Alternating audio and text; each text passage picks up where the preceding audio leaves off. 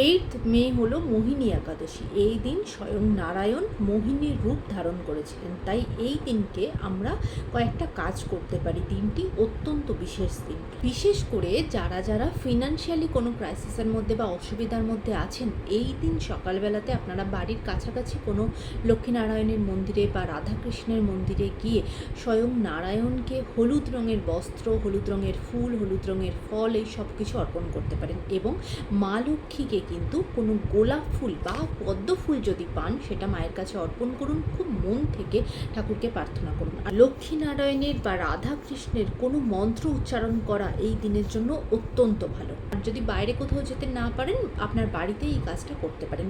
আর ঠাকুরের সামনে একটা ঘিয়ের প্রদীপ জ্বালান এবং ঘিয়ের প্রদীপের মধ্যে অবশ্যই হলুদ রঙের সর্ষে একটু দেবেন এবং 2টো লবঙ্গ দেবেন। দিয়ে ঠাকুরের সামনে প্রদীপটা জ্বালান, নিজের মনে প্রার্থনা জানান ঠাকুরকে, বা ফিনান্সিয়ালি যা যা প্রবলেম ফেস করছেন সেগুলো ঠাকুরকে অবশ্যই জানাবেন। এবং সেদিনকে বাড়িতে যে তুলসী তলা আছে বা তুলসী মঞ্চপ যেটা আছে, সেটাকে খুব ভালো করে পরিষ্কার করে মা তুলসীর সামনেও কিন্তু নিজেদের প্রার্থনার কথা জানাবেন এবং সেখানেও কিন্তু একটা প্রদীপ জ্বালাবেন। এবং অবশ্যই প্রদীপের মধ্যে হলুদ, সর্ষে আর লবঙ্গ দিয়ে দেবেন, দিয়ে জ্বালাবেন। লবঙ্গটা যেন ফুলওলা হয় সেটা অবশ্যই দেখে নেবেন।